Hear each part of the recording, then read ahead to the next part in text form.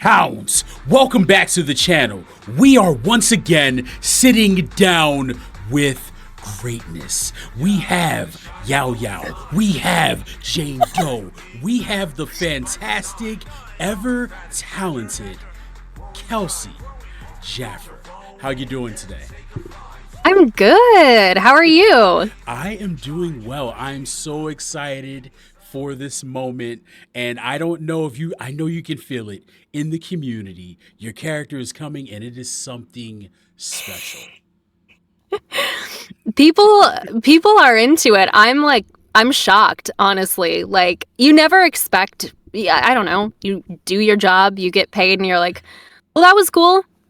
And like, you don't expect, I mean, maybe some people expect it, but you don't really expect anything else to come afterward. And then like, when stuff does, it's like, whoa. But this is not just whoa. This is like, oh, whoa, people really like this, which I'm humbled and honored. It's really cool to be one-fourth of her voice. Ooh, oh, gotcha. Because of the multi languages. Yeah. I love the camaraderie that you guys have and the respect for everyone involved in the character and the craft. That is so beautiful. I mean, we're all doing the same thing. So you've got to, you know, if we're all just like parts of a whole. And one of my favorite things that I've ever heard someone say in respect to that is like Kira Buckland was once just like, you know, like, this is all cool, but at the end of the day, we're just like a language option in a video game. And I was like, yeah, you're right. And I just think that's a really cool thing to keep in mind. So I love how grounded that is. And I don't want to minimize it, right? But we're going to give you your flowers, right? You have crafted a character that, you know, has successfully played both sides, right? And I don't want to, no spoilers for anyone still doing, you know, the content, but it's like, oh, she's a badass. Oh, she's tricky. She's got you thinking, which way is this going? Is she for us? Is she against us? She can fight. She's got knives. What's going on with the tail? There's a lot there. This character truly is multi-layered, and I really do appreciate that. And, you know, we're going to dive in to that conversation, but let's learn a little bit about you. There's, you know, you've done a lot. You know, from working with Genshin Impact, you know, playing as Yaoyao, to once again, you know, playing Jane Doe. But, you know, one thing I saw that I wanted to touch upon, you were in reality TV. Could you tell me a bit about that? Oh, we do our research here. Yo, that's amazing. Yeah. So in 2018, I was not acting professionally yet, trying to, but I was like just out of college, like just kind of not really knowing what was going on. And then my cousin called me out of nowhere and was like, yo, do you like want to do a Norwegian reality show? And I was like, what? And apparently her hairstylist, she lived in Chicago at the time and I didn't. And she was like, her hairstylist had said to her, are you Norwegian? And she was like, yeah, because she's from the white half of the family, so she looks it. And she was like, yeah, I am. And she was like, well, so right now, a casting director in Chicago is casting this Norwegian reality show, and it's for Americans of Norwegian descent. And like they travel to Norway and basically like do the Amazing Race, except the grand prize is like a cash prize. And also it is like you get a family reunion with like your family in Norway that like you haven't, like nobody in America has had contact with for like a generation. That's awesome. And yeah, so I went on the train to do the like audition thing for it. And I had like, this was pre-COVID, so like now I would have just stayed home, but I was like sick. I had like taken like a Benadryl and I was on the train like, and I walked in to the room with like my tea and I was like, can I have this in here? And they were like, Yeah, that's okay. And then for some reason they liked me in my stupor. And then a couple months later, went to Norway and just I kept doing the challenges and not going home and not going home, and then I won. And it was pretty cool. I saw, and that is quite awesome. Like, how was it like, getting, closer to your roots? Like, hey, this is the side of the family I never met, but now here we are. I'm competing. We're gonna meet each other. Yeah. I mean, it was really cool. Like, um, I'm half Norwegian, half Pakistani, Mhm. and always grew up with the Pakistani culture. Like, but not really the Norwegian side. It was just kind of like, oh yeah, here's this culture, and then just like the white half of the family, and like Mhm. there's not a lot of culture attached.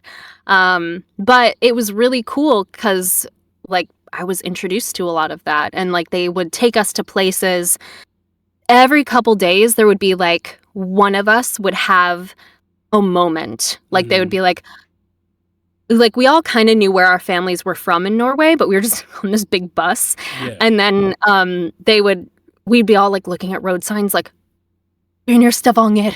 We're gonna like Dana, that's your family," and stuff like that. And like and they would take you to like this like little shack in the woods, and they'd be like, "Your family lived here in the 1900s. And now it's a hunting shack." Like the early 1900s, now it's a hunting shack, like stuff like that. Yeah. So that was really cool. So even if I hadn't won, it would have been an amazing experience to get to like learn that and like be in the place that my family was like so long ago. But then I won and I got to have like a little party with my family who was in Norway, and now like I keep in contact with him. A couple years ago, myself and my partner went and visited them, and it was really cool. That is cool. Like, that is awesome. Now, taking that in consideration, you were destined for stardom. They could see you. No, no, we're gonna talk about it. Cause think about this. They could see you, right? You're naturally charismatic. This is our first, like in person interaction, and you of course you come off very likable. You're very personable. Oh, So well, I thank you. no worries. So I understand why they put you on the show, but let me ask, how did you get into, acting, voice acting, that creative side of you? Yeah, so I'd always wanted to act ever since I was little. Well, so my other love is drawing. Like I do a Okay. lot of I don't like have a ton of time for it anymore, but like I'm working on my own Jane print, and I do a lot of digital art. You I doing like it yourself? yeah. I Yo, was in that's like awesome. thank you. I was like in art honor society in high school, and it was like either I was going to go to college for acting or art, but then I was like, you know what? Which is the thing that I'm always going to regret not having taken a stab at? Mhm. And I was like, it's acting because I can always you can't it's harder to do acting as a hobby in a way that makes you feel fulfilled because the oftentimes to make something so much time and effort and money is needed. Yeah. Not to say it can't be done, it absolutely can be, but I was like, well, I want to work on like stuff that's not just my own indie movies. Um, Whereas with art, I'm like, if I make a cool drawing and just in my home, I'm fine with that. Okay. And like, I don't care if I don't make money on it, you know? Whereas I was like, oh, acting I want to do as a living. So I kind of always wanted to. And then my mom and aunt both did theater when I was growing up. So there were a lot of times where like my mom would be rehearsing for a show and she would take like myself and my siblings along like to rehearsals, and I'd just be sitting in like the theater like doing my homework and like watching my mom like sing and dance on stage, which was really cool. So that really inspired me. And then I went to college for theater and vocal performance, did taught voice and did on camera acting for like 5 years. And then I was like, you know what? I want to do voice acting. And here we are. Okay. Okay. Yeah. N- Now that is awesome. That is awesome. It's in your veins. The lore has been set. Now you have been a part of like some really big projects. Now, Genshin Impact. How did that come to be? How did you step into the role of Yaoyao? And what is it like playing that character? Yeah. Uh, I love Yaoyao. Like, I truly think booking her and getting to have that opportunity, like, really changed my life. Like, I didn't, like, start going to conventions and stuff like that. Like, no, I still haven't been to a convention. Like, I didn't, like, it wasn't like, whoa, but it was like, I felt like I was, like, I don't know. I felt like, wow, like, people trusted me with this. Hmm. So, like, maybe I can be trusted with this. And then when you feel like you can be trusted with things that you feel are maybe too big or too different from like out of your comfort zone, like Hmm. then you gain the confidence to be like, oh no, I can do these things. So when you audition, instead of being like trying to fit what you think these people want to hear, you're like, what I have and my abilities are valuable. I'm going to have fun and be confident in my abilities and then send it off and see what happens. So that was really cool. And she was like the first like character of that like kind of visibility, I Okay. would say, that I booked. Like had mostly done just like audiobooks, mobile games before that. And then out of the blue, I didn't even really know what I was auditioning for. Um, I was like, this might be Genshin, but I didn't even play Genshin at that time. Hmm. And then, yeah. And then I was just like, oh, this is what this is. And then, yeah, it was fun. Her voice is hard for me to sustain, as you can hear, like, not like, oh, I can't do it. Yeah. That's something you never want to do, is like, do a voice in an audition that you like can't sustain for like a 3-hour session. And then you Yeah. get in the session and you're like hacking up a lung and you're like, ugh, and they're like, so what are we gonna do here? You don't want to do that. So I could do it, but it was a marathon. But I did it and I'm proud of it. No, and you're out here killing the game. Now, here's the Thank you. thing. It's two different characters, it's two different sides. What was it like, under, the Hoyo banner, stepping from, this battle ready healer, right? But relatively innocent, into this like knife wielding agent that's out there, agent of good, agent of chaos, or agent of bad or villainy. What was that like? um, Honestly, for a long time, I love Yaoyao. It was so fun getting to play her, and like I for a long time was just booked on like really high voiced characters and like little kids and stuff. And so like, oh no, weird throat noise. And so it kind of was like, well, that's my wheelhouse. That's just what I'm going to be booked on. But I honestly, I saw the audition for Jane and I like read her stuff. And I was like, I like said out loud in my booth, like, oh, please, please, please, please, please, please let me get this. Cause I was like, I was instantly just attached to her.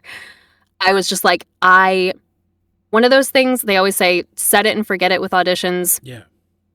But I could not forget it. I was like, oh, I love her so much. Because I had always wanted to play that kind of like sneaky, like kind of femme fatale, like a little bit like tricky, not sure what she's gonna do. Maybe she's evil character. Mm. Um, Never had gotten the chance to, so I was like, you know what? I'm just gonna have fun. I'm just gonna step into those shoes and send it. And then when I learned that I actually was going to be playing her, I was like so ecstatic because I was like, this is so different from anything I've done. And I get to just like step away from being like a little kid running around, which is also so fun, but it's so Mhm. different. And it's like you put a little bit of yourself into every character. So I was like, I'm excited to put like a different bit of myself into Jane. So yeah. Oh, you killed it. I can't wait to pull her character. I mean, she Ah, she's I'm an glad. abs she's an absolute badass, respectfully a smoke show. So there's a lot going there's There's a lot going on. this is getting clipped, just so you know. This is getting clipped. But Oh, good. Now, to switch gears a little bit, I want to talk about something that is, I believe, passionate for you, and your colleagues and within the space, that we all view. And, could you let us a little bit into your world? There's a strike going on within the voice actor community. Could you tell us a little bit Mhm. about that? Yes, absolutely. So, SAG-AFTRA is on an interactive media strike, which interactive is basically video games. So, what that means is that, like, unless a video game is under a certain contract with SAG, like an updated one, they're called, there's tiered budget agreements and interim agreements. Those are like green check, you're okay to work on them. But other than that, non-union projects are not struck. Like you can work on them, but only if you're non-union. Okay. And but if you're SAG, you can only work on um, these two contracts of SAG projects. You can work on other like older SAG projects, but they recommend you don't because what we're really fighting for is AI protections. Um, I'm sure everybody has seen just people's voices getting like cloned for AI to make memes and stuff, which is like not my favorite, Yeah. but you can't control it. The internet's the Wild West. There's not a lot of legislation around AI. Um, but a lot of big video game companies, after a year and a half, actually, I think it's almost 2 years of negotiating between SAG um, and like these companies, they have not agreed to provide the watertight AI protections for performers in their contracts that SAG is asking for in order Yeah. to protect people's jobs, make sure this profession still exists in 5 years. Because I want to keep doing this. This is fun. This is Right. like my dream job. I can't believe I'm doing it. And also, like, quality, in my humble opinion, will suffer. Hmm. Like, yes, AI is getting better and better. At the end of the day, AI will always be an algorithm spitting out stuff that's been scraped from another person's like performance. Hmm. It will never AI can deliver lines that sound a certain way, but it can never like perform and feel emotions like actors feel Yeah. when they're performing. Um and people deserve better. Hmm. Actors deserve better and like people who play video games and watch anime deserve better, you know? Even though anime is not part of this, but people have been talking about using AI generated captions Yeah. and dubbing for anime, which is a separate thing, not great, but a separate thing. Okay. Um, but yeah, so yeah, that's basically what's going on. Um, and it's tough to not work. But it's what we need to do. And if we're not working now, that sucks. If we will never work again 5 years from now because there's not legislation still on AI, which we're still waiting on. The Right. No Fakes Act in Congress is basically stalled. Um, then it won't be good. So I'd rather stop working now and then just continue to be able to do this and bring art with a human touch to people and bring performances that hopefully people will connect with because there's another person feeling feelings on the other side of it. Right. So yeah, Because here's the thing, you guys can never be replaced, in my humble opinion. Because you thank you. guys bring your backgrounds, your emotions, your experiences to the forefront.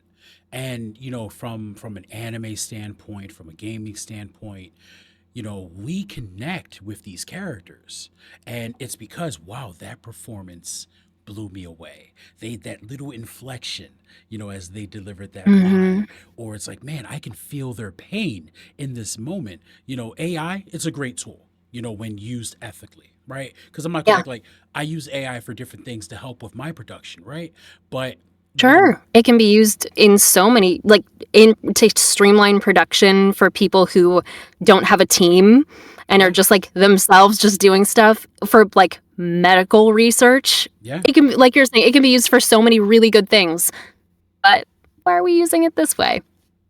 yeah, because it's the human element must be maintained, because especially when we're working within the arts. The arts are a very human thing. So we have to make Mm. sure the human experience is at the forefront. Yeah, I'm glad you think so. No problem. No problem. Just know, I stand with you. The House of Hound stands with you guys. We're with you guys 100%. Now, I did want to ask, what do you believe makes someone a great actor or performer? What separates someone from the rest? Gosh, I feel in some ways that it's subjective, Hmm. because someone might listen to X performance and think it's incredible, and another person might look at it and be like, really? Hmm. But I think so sometimes I think it comes down to like if one person as an individual with their experiences can relate to the performance of an actor with their own experiences versus someone who may not like get it, you Right. know? So there is that level of like subjectivity to it, but then also I think learning to be a good actor is about letting go, really. Like you're going to get your best reads. I mean, of course, becoming educated, perhaps taking a class, reading a book, Hmm. like even like there's like online acting exercises like on YouTube, like you don't even have to pay for them. Like educating yourself about how acting works and like there are a bunch of different methods out there. That's very important for building a foundation so you know what you're doing and how to do it safely. Like so say there's a really traumatic scene that you're trying to act and if you go about it like and get a little too into it, that might stick with you and like mess with you a little bit. Hmm. Um, so you don't want to do that. You want to be able to like kind of step into something, experience it, have it be really intense, get good art out there, and then step out of it and not have that kind of stick with you and mess you up. Um, so doing it safely and also kind of having a strategy is important. So that foundation, that education, I think is important. But then after that, letting go. Because when you're learning those foundations, it's very much like, oh, I have to do things this way because this is like what this actor who I love does. And this sounds good to me. So, or like this character fits into this archetype, which usually sounds like this. So I'm going to do this instead of using like going off of my instinct, which archetypes are archetypes for a reason. They're helpful, but you got to let go of all that in order to give Hmm. a really authentic performance. Because if you're like putting all these like asterisks on your own performance, like, okay, this is my performance, but I'm trying to do this, and I'm trying to do this, and I'm trying to do this. Hmm. Is it really your own performance anymore, or is it you just trying to fit a certain mold?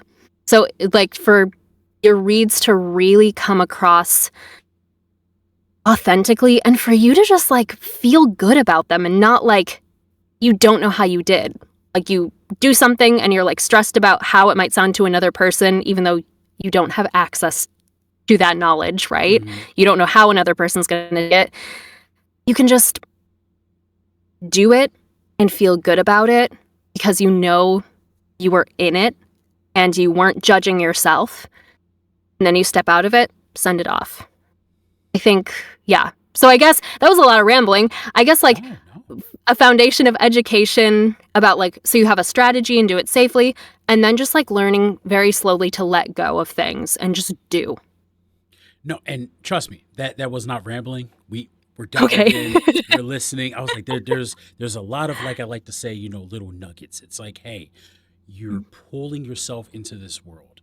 you're experiencing it fully, you're relying on things that you've had in the past, and you're creating this new moment from who you are and what you want to Mhm. bring to the role, not letting things be cookie cutter or saying, oh, that guy did a great job there, let me go ahead and implement that there. So I love that, and thank you very much for sharing that. Yeah. Not to say you can't take inspiration from other people's performances. Mm-hmm. Like, I don't know, I don't act or sound like Jane. Like, Mm-hmm. so, like, I had, like, a couple other people's performances and a couple other different things in mind that if I was like, I don't know what to do with this, I could, like, quickly think about that as inspiration, not one to one, Mm-hmm. like, do what they did. But so that's please take inspiration from other people because, like, we all learn from each other, but, like, you're not that other person. So if you try to do exactly what they do, it's not gonna it's not gonna be your own. Now, I do hear a little bit of Jane, in your normal speaking voice, but how did you come up with Jane Doe's character voice? So actually, so when I auditioned, I actually had her voice a lot lower. Not a lot because I can't go that much lower. But it but oh gosh, I don't know what something she says. Like a it's like, oh gosh, what is that line? Now I'm blanking on it. Oh no! Um like, oh really? We'll see about that. Like I Okay. had her a lot lower and then they didn't want that. They were like, cool, we like this, bring it back up. Mhm. And I was like, okay. And then it's like my own voice, if I allow myself to relax a little bit, then and get a little bit like, which is vocal fry, which is hard for me to do, which is Mhm. the other thing.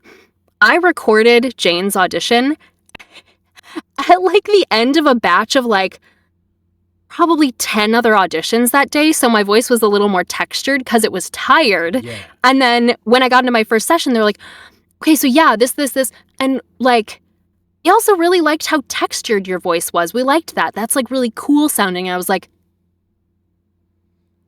oh, having like slept well, drank enough water, warmed up, done nothing before that session. And I was like, oh, cool.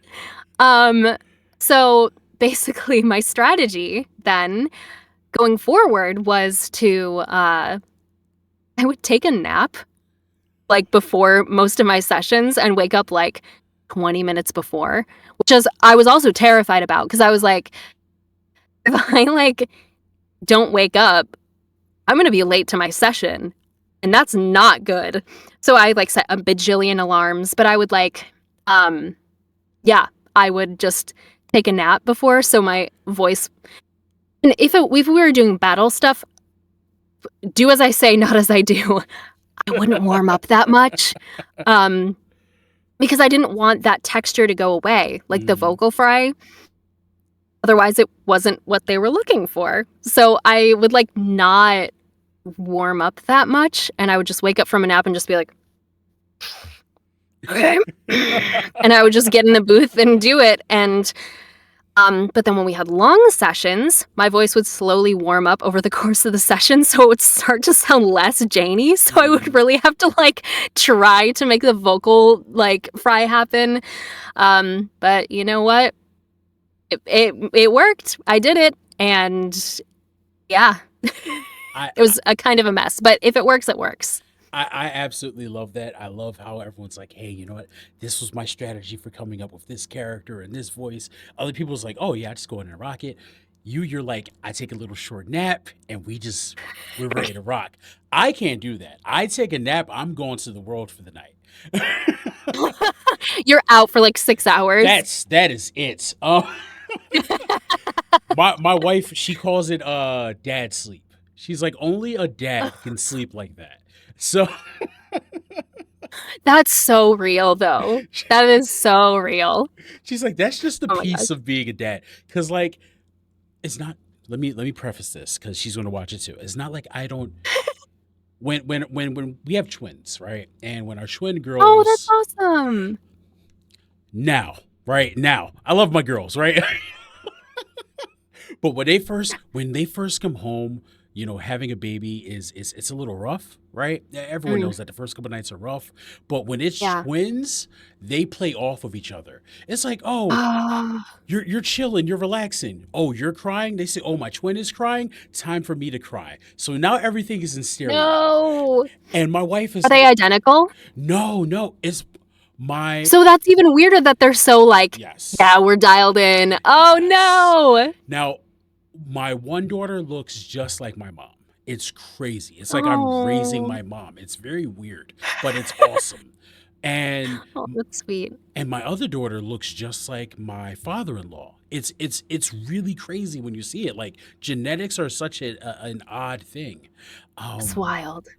but like my wife is like, they're crying, they're doing their whole shtick, and you're just out. You're good. I hear a little I'm up, and now I'm just mad at you. You didn't do anything wrong, but I'm mad at you. So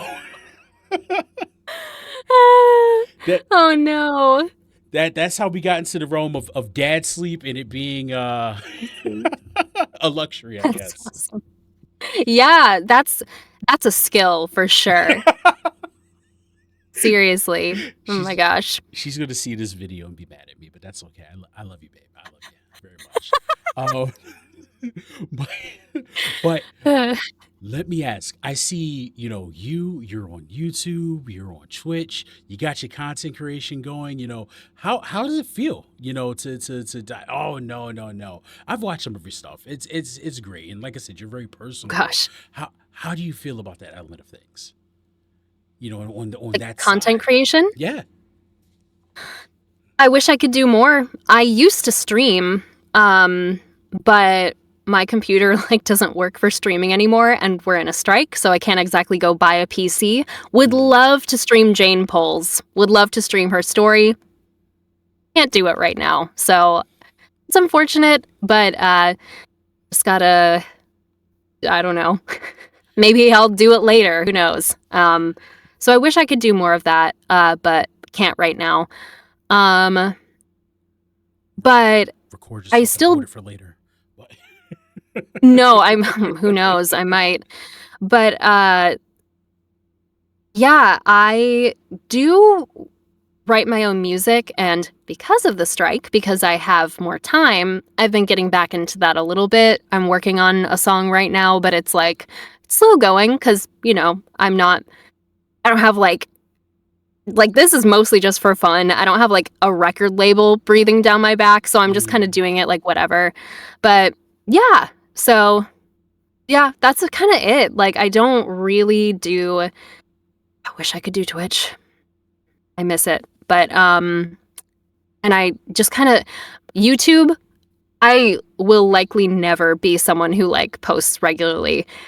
I say now, just watch, like it's gonna happen. I don't know, because I can't do Twitch. But yeah, I it's kind of just a fun thing, you know? mm. Like I don't have a schedule. I just kind of like it's really like for lack of a better term, just shit posty. Like I just kind of like do stuff that I think is funny for me only and then just like post it whenever I want and that's kind of it. But it's fun because it literally is just me having fun whenever I feel like it. So, Well, like those are the best things. Real quick, I'm never gonna beat the Unk allegations, cause so so, but back in my day when YouTube. This sounds so bad. First got no. started. Um, people would do those type of posts. They were like the best thing ever. They would just post like this video on maybe how they felt, or it would be, a skit of the moment, and then they're gone Yeah. for like a couple weeks or maybe a month. And you're like, come back. What was that? I miss that. I'm Yeah. I'm part of a different era, a content creator now, where it's like, here's my schedule. This is how I edit my videos. This is when I'm gonna go live. This is the time I post. So I recognize, that portion of it. But just having just that raw, I'm gonna share this with the world just because I thought it was cool at the moment. I miss that. So I resonate with that very much. It's And I mean, if you ever get bored, which I'm sure with all your stuff you're doing, so you're so bored all the time. And with your twins, you're so bored. You're 9 to 5, so bored.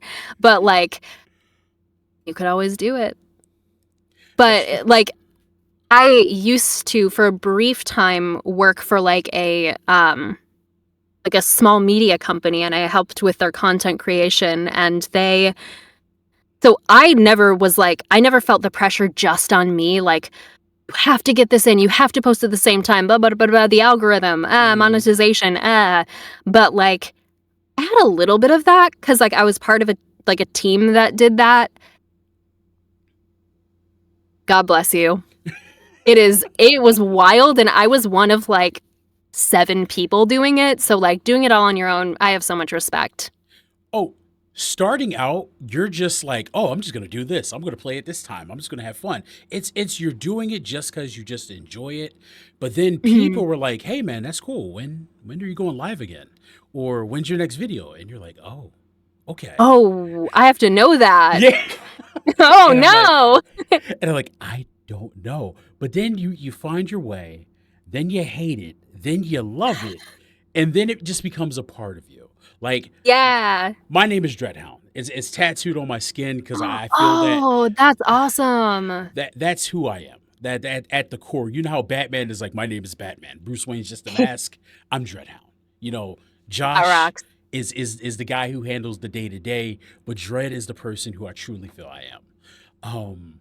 But I see what you did. You caught me monologuing. You got me off my rails here. All right. It's a conversation. No, I'm having fun, and this is truly cool. But you're an artist, you're a singer, you're a writer, you're a content creator. So you've done a lot. Have you tried not being creative? Like, have you tried not being good at things? You know. Oh gosh, I'm bad at plenty of things, let me tell you. Gosh. Uh, I played golf all 4 years of high school and my first year of college. I was never good, but I just did it because I liked it, and then I stopped having time for it. But like, I was so bad. You do not want to see. I thank them for having me on their little teams because like, I don't know how I stayed on there. I was just like trolling and having fun, basically. Yeah, Sometimes that's what it's about. Is just going out there having that yeah, experience. Now, truly. here's one of my favorite questions. I've seen you in some other works, but what is a game or an anime or some space you would like to occupy? In this creative world, like, do you want to be a Jedi Knight one day? Do you want to play the role of a Super Saiyan? What are some things you would like to see yourself into? This is so stereotypical, but anime. There it is. There. Yeah, like truly, started I kind of started voice acting because I always had thought it would be a cool thing to do, but like I didn't realize it was like a thing I could actually do. Mm. Like you're like, oh, other people do that, and you don't really think about like how the bread is made, but then you're like, oh wait, I could do that. Um, it's Once you get into it, it's not that simple, but you can do it. Absolutely can. But I initially, like when I was little, thought voice acting was so cool because I watched a ton of Pokemon and Sailor Moon, and like I thought it was the coolest thing ever. And when I was little, still now I guess, but I had a really good Ash Ketchum and Pikachu impression, and like I was like, oh yeah, I could take this on the road. Um, Child me was quickly humbled. The little child inside cried a little bit when she learned how much work it would be. But the thing is, I've not gotten to do a lot of anime. Mm. A lot of that is because, I don't know, I'm not going to sugarcoat it. If you're not in Texas or LA, Okay.